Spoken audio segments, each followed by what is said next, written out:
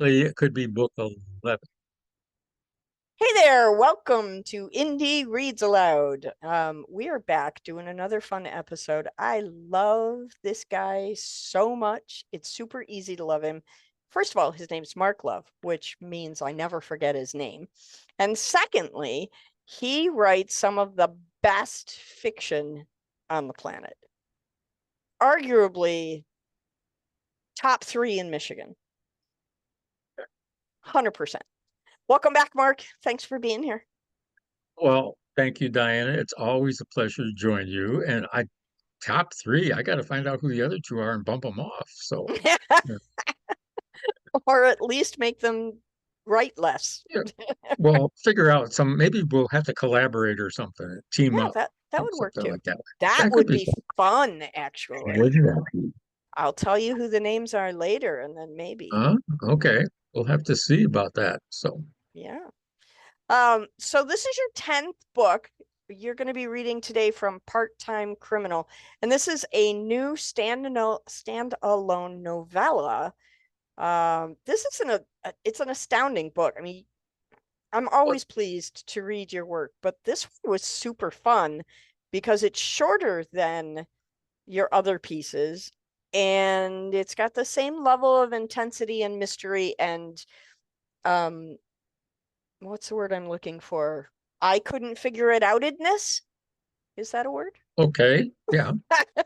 It's lots of They hyphens keep in you that guessing word. it. Okay. I couldn't Uh, figure it outedness. Yeah. This was really a different story for me. Normally, I'm working on something for the series, one or the other, and I think it was a suggestion from you last fall that I should try and come up with something a little different so that I could have another brand new book on my table for the 2025 season with all the festivals that we do and such. I do remember suggesting that. Yes. So I don't know whether you should take credit or blame for this, but it could be either way. So I had this idea in the back of my mind and I just started kicking it around a little bit. And honestly, I really started working on this in the middle of October. And this was in addition to teaching and other events that I was still doing at the time. So it wasn't like I could just sit down like some people and all I do is write and that's it.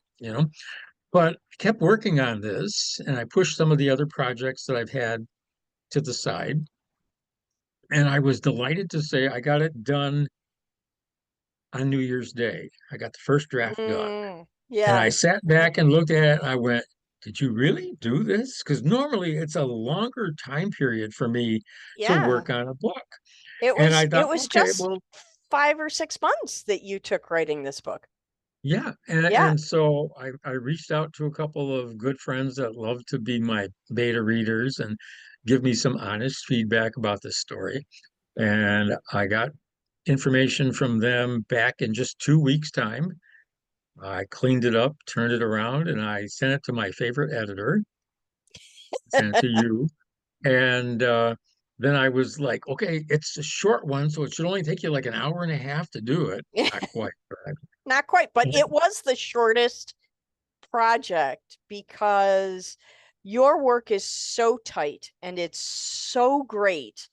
Um, I I I remember telling you I felt badly calling it work because it was so enjoyable to go through. And we only had to do one round of edits because your writing was so well done. well, thank you for that. And I think a big part of that is I got the feedback from my beta readers and I always try and have the cleanest manuscript possible before I send it out to them. So I've done a couple of rounds of edits and made sure it was as sharp as it could be before I sent it to them. And then when I got it back from them, it was just a little fine tuning and away we go. Yeah, But I well, was and this is not your really, first rodeo. This is book 10 for you. yes, So that's it's right. not like you don't know how the game is played. I do have some practice at it now, and Yeah. it's just so much fun when I get into a story like this. And one of the people that was encouraging me to work on this, my good friend Mary, who also is one of my beta readers, kept saying, I kind of miss Jamie. And I looked at her and she goes, I kind of miss Jamie. It's like an elbow to the ribs. So I thought, I think there's a possibility that I could work Jamie into a little cameo appearance, Hmm. as she's done a couple of times on some of the Shane books. And so that worked out. And then when Mary was doing the round of beta reading, she said, see, I told you Jamie needed to come visit in this. Like, okay. Always so much fun when our fans say, I told you so. Oh, yes. I love that. Especially when they're making reference to, my favorite redheaded character and they say, she's almost real to me. And I said, she's real to me. I don't know about the Yeah, rest of you, but yeah, sure. I talk to her all the time. Very Um, much so. I mean, she's always talking to me. So, what I love about this book is it's in a different world than the others.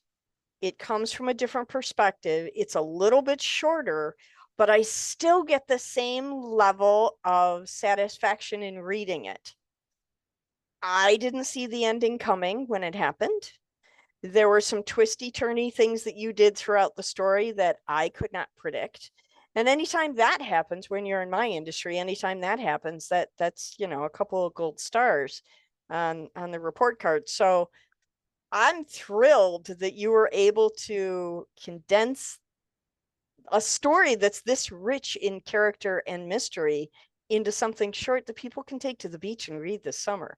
oh yeah.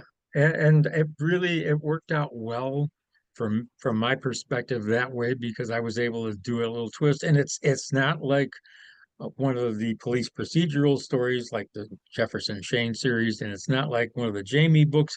It was just a little different. And some people say, well, this is more of a crime story. Maybe. Okay. Maybe.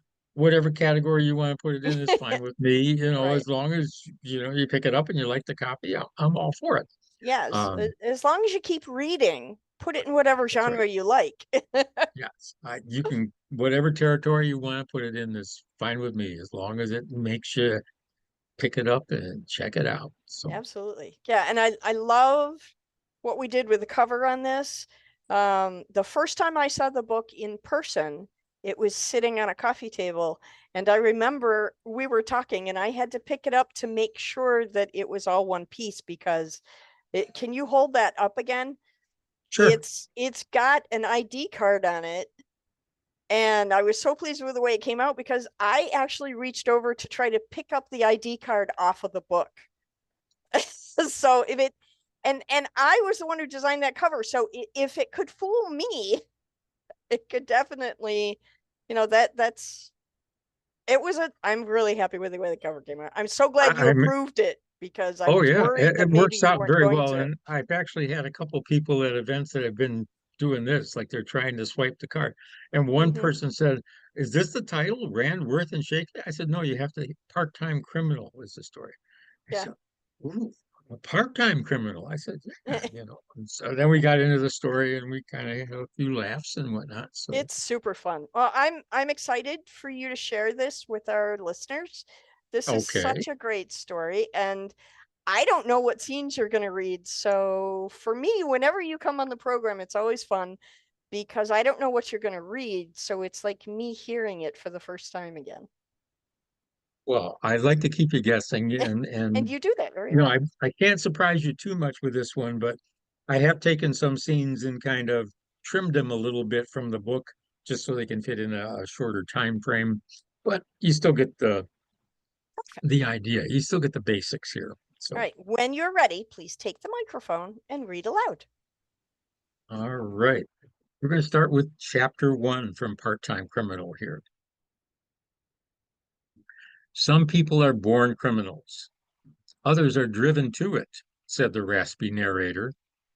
Sometimes you see a chance to do something illegal and it's just too good to pass up. You just got to ask yourself, is it worth the risk? Will anybody really catch me? Will anybody even care? A few of us get good at it. We like the results, that recognition from other criminals. Don't care how tough you are, it matters. Nice to have other crooks look up to you. Me, I started out stealing candy bars from the corner store. And then it was a few dollars from the collection box at the church, cigarettes and beer. You can kind of figure out where I was headed, but I never hurt nobody. I mean, in the physical sense, like murder or anything serious. Being a criminal was my job. I did it all the time. There was a pause as the speaker drew a deep breath, probably dragging on a cigarette or a vape pen, before continuing. But there are some regular people just as crooked. Only they don't do this all the time. They do petty crime shit, swiping office supplies for the kids' school projects, finding 20 bucks on the ground that fell out of some little old lady's purse and sticking that in their own pocket, taking tip money from another table in a restaurant. They're part-time criminals. Something forced them or drove them to it. Simon Ellis switched off the track. This wasn't the first time he'd listened to the podcast. He found it much easier to work with a little background noise. Whether it was music or conversation, it eased his mind. Simon could always keep his primary focus on the computer. The podcast about a criminal just popped up on the streaming service. It wasn't the kind of topic he sought out, but he began to consider the one statement about some people being born criminals. Simon thought of himself as a quiet, law abiding citizen. A life of crime? Not in his wildest dreams. Hey, don't forget we're meeting with that new client Monday morning, Brick said, hovering over the partition in Simon's cubicle. They open at 10. Simon removed his left AirPod. Want to drive out together? Nah. After the preliminaries, I might take the owner out for lunch, then do a little prospecting. Got to keep looking for new business. Brick cracked his knuckles. Be there right at 10. We want to make a good impression. Sure thing. Simon watched him walk away. Brick Calhoun was his supervisor. Around the office, he projected himself as everyone's best friend. Some women thought he was handsome, but hardly anyone looked twice at Simon. He was the man behind the curtain, a fact checker, a numbers guy, a grunt. Simon didn't mind being the background guy. He was the fellow you nodded at when you got in the elevator. Chances are you didn't know his name or what he did. And in most situations, that's the way he liked it. It was a typical Friday. This was his day in the office. The rest of the week, Simon worked remotely. There were client visits, updates to their records, answering questions, or simply checking in. He was just about to shut everything down when Brick called him. As usual, Simon took the call through his AirPods. Hey, do me a favor and bring some of those brochures on the new inventory program, Brick said. I meant to grab them, but got distracted. Marketing dropped some off earlier. I'll put them in my bag. Great. See you Monday. That should have been the end of it. But Brick failed to disconnect the call. He continued talking. It took Simon a moment to realize that he was engaged in another conversation. Brick's ego shifted into overdrive. He was bragging to two other people. You guys should learn how to play the game. I can give you pointers, show you the ropes if you're interested. Brick had gone out for drinks with Jerry and Philip. Jerry was an older employee, was short and flabby, resembling a baby whale. Philip, the newest recruit hired for an expansion team, looked 12 years old and maybe shaved once a month. Jerry rarely left the office. He preferred to connect with his clients by phone or video conference call. Why should we listen to you? Simon recognized Philip's voice. Brick scoffed at him. I'm one of the top managers. When we land juicy new business, they give it to me. I keep clients happy. There's a rotation. It goes to who's ever up next, Jerry said in his soft, whiny voice. Yeah, keep telling yourself that, Brick said. You wouldn't have lasted one day with Joan at Funtime Clips. She's demanding as hell, but I convinced her to upgrade from a basic package to multiple programs and platforms. You're familiar with all these programs? The functionality? Philip asked. Brick gave a harsh laugh. Of course, I could have written them all. But when it comes to the scut work, it's never a problem. That's exactly what I got Simple Simon for. What do you mean? Jerry asked. Simple Simon does the uploads, the data entry, and all that daily shit. I understand the high level stuff, but it ain't easy for me to explain to the little people. That's where Simon comes in. He breaks it down in basic terms, makes it easy for me to pitch the clients. Simple Simon gives me whatever I need to know. How much it costs, how much the clients will save, blah, blah, blah. I put my name on his reports. Clients think I'm a genius. Upper management loves the results. Simon sat frozen in place. This was what Brick had been doing? Simon doesn't mind, Philip asked. Nah, he doesn't care. I keep him out of the office.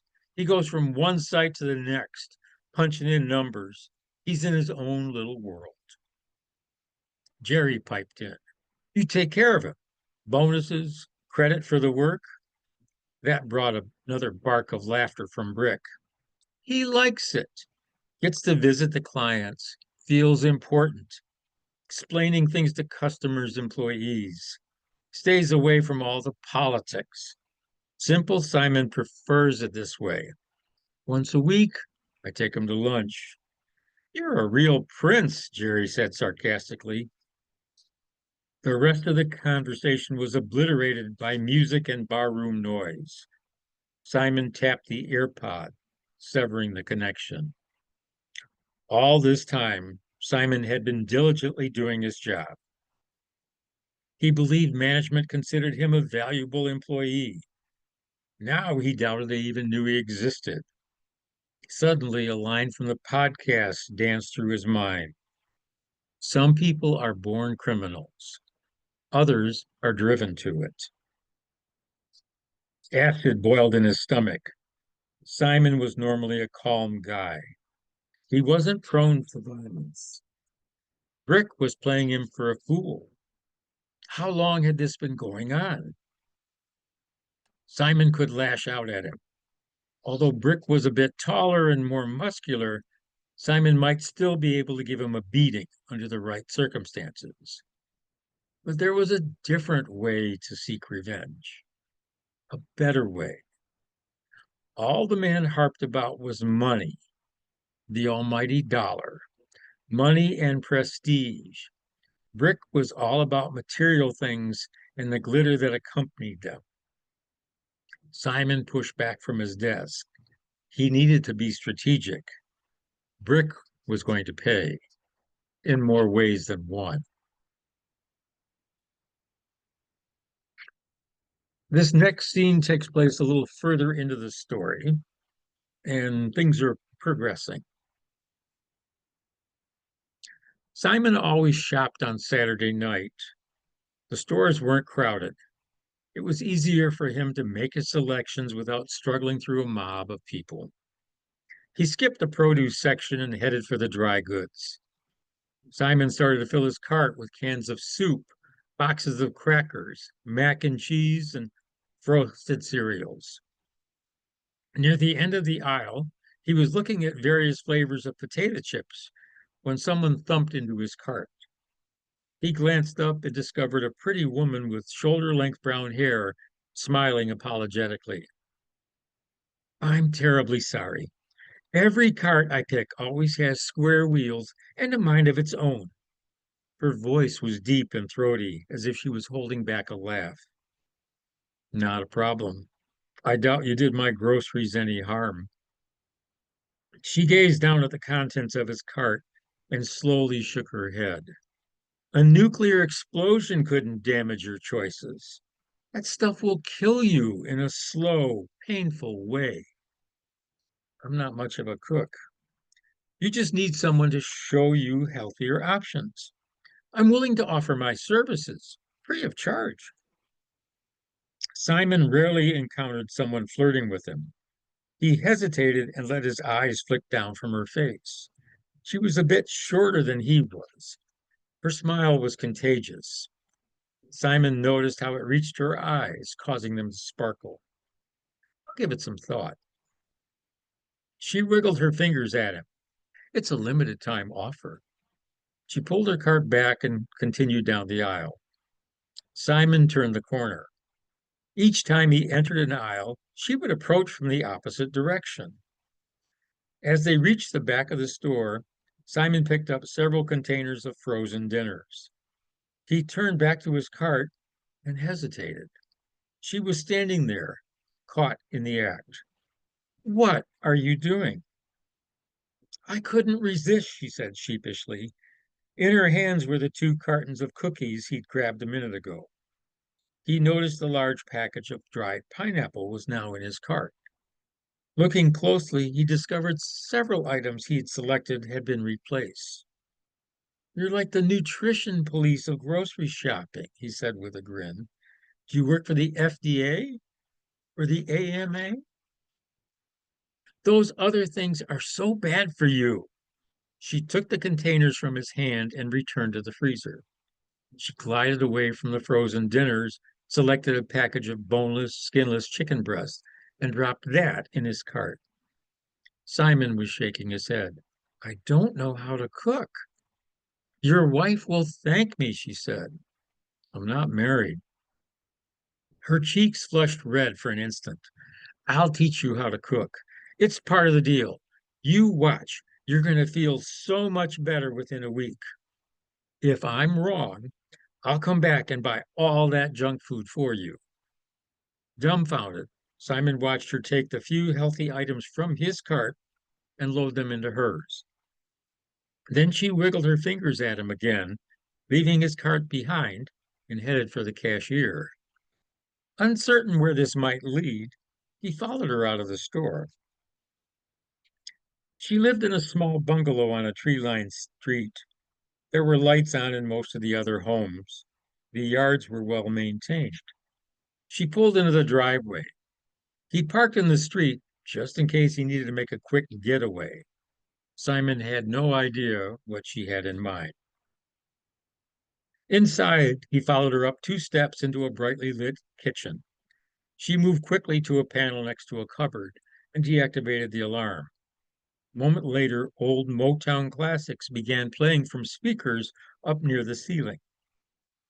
Welcome to my place. She swept her arms wide in a welcoming gesture and pointed to a solid maple table and chairs. Kick back and relax while I put something together. Simon did as she instructed.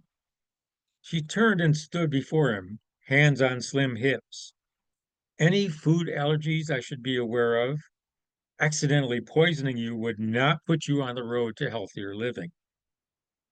He shook his head. I'm pretty much an omnivore. Let's get started. Beer or wine? I've got a little bit of both. Whatever you're having, he said. She pointed toward a rack behind him. There were several bottles of red wine. He chose one at random and noticed a corkscrew hanging on a peg.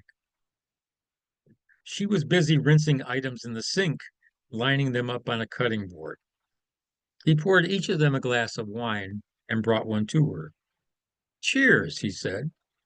They clinked glasses lightly and each took a sip. He glanced down at the cutting board. There were rows of fresh mushrooms, red and yellow peppers, and green onions. She resumed slicing a small steak into narrow strips. Her movements were graceful. She didn't mind being observed. With the back of her hand, she waved him toward the table. There was a large copper skillet on the stove. She poured a few ounces of olive oil into a pan, lifted the handle to swirl it to coat the surface. Satisfied that the skillet was ready, she scooped up the beef strips and spread them across. We're having a stir fry, she said with a glance over her shoulder. Beef with fresh veggies over rice. That sounds good. With half the calories, fat, and salt you get from one of those horrible frozen concoctions. Simon was content to watch her work. The background music blended in well. When the food was ready, she didn't just serve it on a plate. The rice and beef mixture filled matching ceramic bowls. On the table were linen placemats along with chopsticks and silverware. Simon was surprised at how quickly the meal had been prepared. Please, help yourself. It smells wonderful. He scooped the rice into the center of his dish and ladled on the stir fry. She watched as he tasted it, slowly serving herself. Well, this is delicious. I've never had anything like it. Thank you. Simon forced himself to eat slowly, savoring every bite.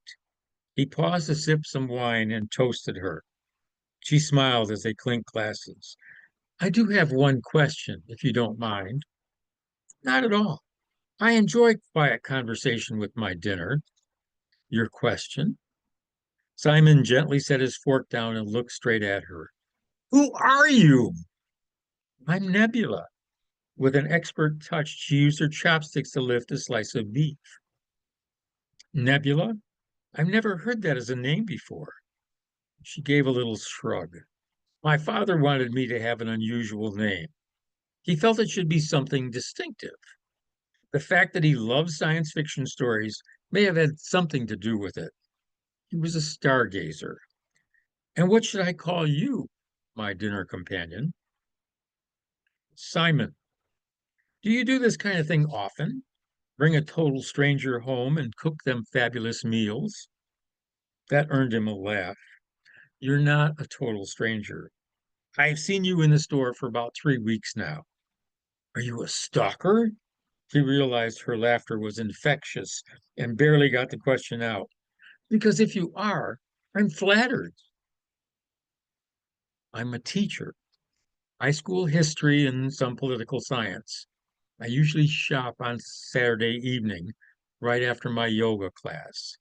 Following a week of dealing with hormonal teenage angst, I need a day just for me. Simon was surprised to discover they'd only eaten half the food. He insisted on helping her clean up. Nebula took 2 plastic containers and divided the rice and beef into each. It's getting late, Simon. I should be going. Thank you for a lovely meal and the pleasure of your company. You're very welcome. She handed him one of the containers. This will heat up quickly. That's good to know. All right. One more scene. This one it's a bit further into the story, and this is where things really start to percolate. It was a few minutes before 1 o'clock when Simon arrived at Templeton and Company. Just the guy I'm looking for, Nathan Templeton said. There was no warmth in his tone. His expression was deadly serious. Something you need? Nathan waved him inside. Grab a seat. He took the other visitor's chair beside Simon. This sounds serious. There's a problem. I can't tell how it's happening. I've gone through the system twice and can't figure it out. Figure what out? Simon asked. How someone is stealing from me. Nathan explained it had always been his practice to maintain a traditional physical inventory of the company's goods. Everything was recorded by model and serial number when it was received. The same details were tracked on every sale. Periodically, the computerized records were compared with the physical inventory. What's being stolen? Simon asked. Nothing. Everything. I can't figure it out. Templeton was growing agitated. Slow down, Nate. Walk me through it. Templeton drew a deep breath. It first came up about a week ago. One of our most popular units are those video game consoles. We always keep a dozen or more in stock. Whenever a new game comes out, we often sell a bunch. Sometimes we'll even make it a package deal. Buy a console and we'll give you a discount on a new game. A lot of people enjoy playing games. Exactly. Well, according to the computer inventory, we were sold out. Time to order more. But the guy who does the manual inventory checked his list. There should have been three in stock. The computer system says you were sold out? Templeton nodded. We got multiple checks and balances, and that stock room is bulletproof. No windows, no extra doors. There could be a glitch in the inventory software. Let me check it out. When was the last time this guy did a physical count of the gaming systems? Last Friday. Computers, video games, consoles, everything. Who else knows about this? You, me, and him. It's not something I want to share. How difficult would it be for him to do an inventory right now? Simon asked. Let me check. Nathan Templeton made a call. He relayed the request and listened for a moment. Do it. He looked at Simon. Take him an hour just for the count. Let me start checking the software. Simon used his computer to log on to Templeton's system. He knew exactly what was happening, but he didn't want to make the discovery too soon. He opened a file and began documenting the process. Out of curiosity, he began to check the other gaming systems. The hour went by quickly. A younger man appeared in the doorway. Give us the details, Templeton said. I did a recount, compared it with last week's numbers, then matched it against today's computer inventory. We're short 6 game consoles and almost a dozen games. You check the daily sales? Templeton asked. Yeah, taking that into account. What is going on? Templeton snapped. Simon was ready. You have security cameras all over the store. Can we view the registers and see if any of those items were sold this week?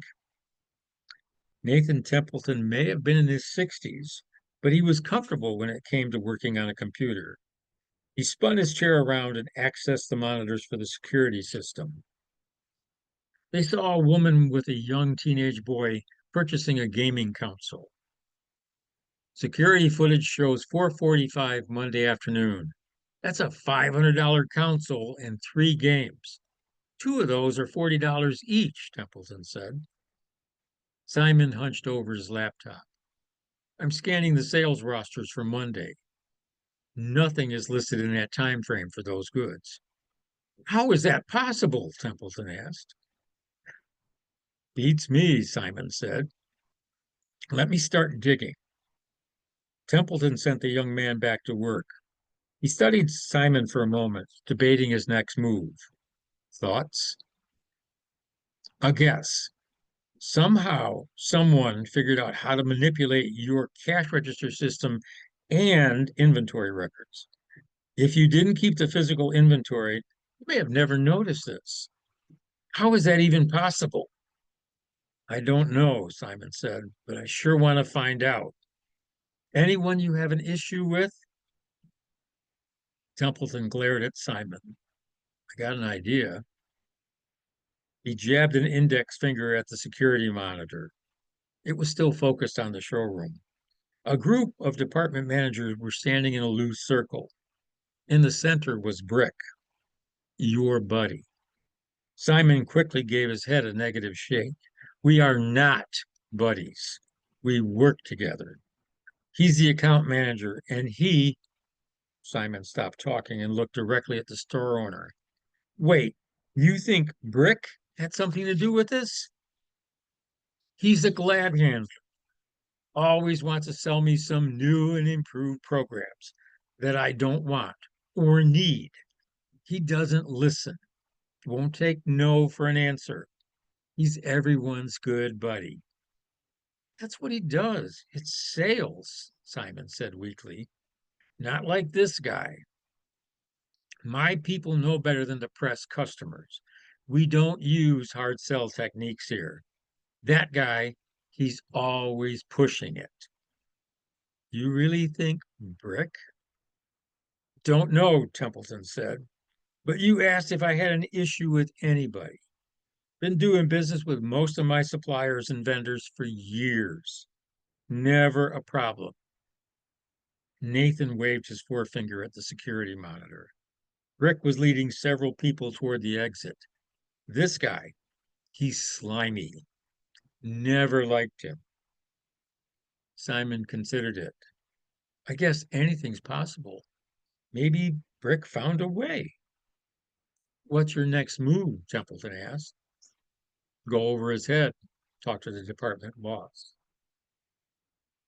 Got, Perfect. I love this book so much. Thank you. It's such a fun story.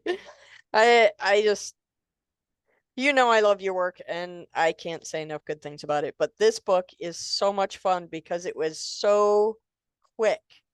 I mean, it's so fun to just curl up on the couch for a couple of hours and read a book, and then you get lost in it, and before you know, it's like bedtime, and you turning the Oh yeah. page on the last chapter. It, It's that wonderful to is be so engrossed in a story, and that's oh exactly that what you've done here. that's great to hear. And that's one thing that I'm discovering about the novellas, because this is actually the second novella I did. Right, Stealing Haven, Stealing right? Stealing Haven in the Jamie Richmond series is a novella. It's about the same length. Mm-hmm. And I had some comments from a friend who had picked up a copy of Stealing Haven, and she told me, I'm going to save this for the weekend because I love to have a short book to read, or a collection of short stories or something like that on the weekend. Okay, great, fine. The next thing I knew, the following Friday night, she sends me an email. She said, came home from work about 8:30, book sitting next to my chair. I thought, I'll just read a page or two and save it for tomorrow. Next thing I know, it's 10:30 at night. I finished the book. I absolutely loved it. But now I'm a little upset because I don't have anything to read for the weekend. I'm like, come back, get another book. Yeah, that's super fun. What do you have coming up next? What are you working on now? I am working on, I'm calling it Aganasty's Dilemma.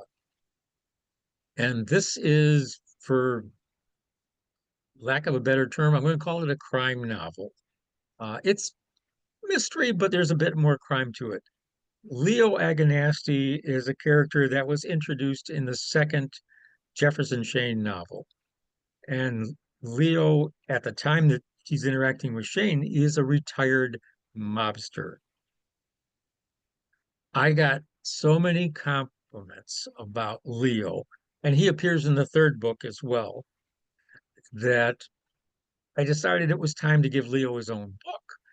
But I wanted That's to take fun. him back to when he was still active in organized crime. Now, I have to clarify, Leo is not a leg breaker. He's not a hitman. He's like behind the scenes kind of guy. Yeah. And so I took this back to 1992, to when he would still be actively involved in his business and working with organized crime. And I've been having a lot of fun with this story, and I've got three big components that are going at this simultaneously. And it's been really coming together well. I just hit 62,000 words on this Oh the my other day, gosh. Wow, that's and I fantastic. am like, there's an end in sight. And you know me, you know that I'm not a plotter, Right. but, and I don't consider this to be plotting. But what I did the other day, because I've got so many different things going simultaneously, I was getting a little confused. And I thought, because normally I'll get an idea for a scene, I'll sit down and I'll write that scene, and then later on I'll figure out, okay, where does that go? How do I Yeah. fit that in? Okay. So I kept trying to do this with a legal pad, and I decided that I'm an idiot. So I opened an Excel spreadsheet, and this is not plotting. This is not plotting. This is a timeline. So I Right, made sure. columns. I put, Whatever you have to do to convince yourself, Mark, it's fine. that's fine. So I just like I put chapter one, page number to page number, and the time frame, because there is a little flashback in the story here as well, and then who the main characters are. And then I could just, that helped me to look at this and say, okay, now this scene I can move up here. This should now be part of chapter three. This part moves down a little bit later, and there's things going on. Yeah, And I and I that I sense a little No, no, no. going I over will to the never dark admit side a to little being, bit. I'm not going to the dark side. No, I can't work with an outline. It's too painful. So maybe, all right, maybe I'm backwards and I'm writing the story and then going back and writing the timeline, not an outline, the Yeah, call it what you timeline. want. You know, I know potato, potato, Uh-huh. but I'm going to delete that so I can never be accused of actually Oh, using it. right. You But know, nothing is ever deleted from your computer. You know that, right? I do, which is a little scary at times. But I've been I'm working on excited that. to have the new book come out. That's going to be fun. Do you have an Uh, idea when it might be finished? well, I'm hoping because the next couple of weeks coming up here, I'll have a little gap between semesters at school where I teach. So I'm hoping that I'll have some time to really bring it to a close, at least get this first draft done. Yeah. And then it's going to be What a question fun. of, okay, do I go with the traditional route? Because I've got a couple of crime type publishers in mind that I would love to see this, something like this, get to a national level Yeah, with a maybe a little bigger house. Or do I try that, and if nothing bites, then I might just say, okay, I'll go with the same route that I've done with my last two efforts and self-publish. I don't know yet. We'll have to wait and see what happens. I'll have to see But what it feels like when you finish the draft and then you'll know. yeah, yeah, I Yeah. think I'll have a better sense at that point in time. But How I mean, exciting. That's it so would cool. it would be time for a happy dance if I was able to somehow get this done, get it clean, get it ready, and get it either with a traditional publisher or myself and have it ready for 2026 festival season because That would be fun. That that would would be be a super fun. riot. Yeah, So, and in the absolutely. meantime, and in addition to this, I'm about 8,000 words in what will be the fourth Jefferson Shane novel because Okay. ideas Good. for that kept coming up in my head. And then I did like a author interview recently for some, oh, it was for you. And Ah. it was a question about, would you ever consider doing a novella for one of your minor characters? Mm-hmm. Which of course triggered the idea because there's a young man that appears in several of the Jamie Richmond books, a young man named Ian, who's a young Yeah. 15, 16-year-old fellow. I like Ian. I like Ian. And Ian's a great character. And I started kicking that around in the back of my mind. I said, no, no, no, no, no. Stop. Finish, finish Leo. Oh, come on, just bring it Get on. going Just on Shane, and then you can bring Ian and maybe do a little novella with Ian. Um, I think you Maybe should. it would be a teenage or a young adult type story, which would be totally different from what I normally write. I But totally believe you you can do it. you do know that if I attempt to do something with Ian, you know there's going to be a redhead showing up in this Well, story. of course there is. It's kind of a So she's requirement now, right? absolutely. I am so Um, excited for you. thank Congratulations on you. publishing Part-Time Criminal. I think it's fantastic. And everybody can jump on your website and see where you're going to be this festival season. And I encourage everyone to go out and find you in your books. Well, thank you. I really appreciate the time to spend with you. We always have some laughs and get things going here. So Absolutely. And anybody who's interested, June 2025, we'll be in Novi together. So that's come on right. out and join the mayhem. It'll be a good time. We're getting the band back together, you We know. It's like are. getting a whole bunch of crazy creative people. It's Should be going to a be lot fun. of fun. It's going to be a lot of fun. And there's going to be a horse. So, horse. Yeah. I'm I'm not going there, so I'm just gonna shut up. I'm just going to put this up on the screen one more time. Awesome. I love that book. Thank you so much for giving me the opportunity to share it with my audience. My pleasure, and thank you. I really appreciate the time. You're so welcome.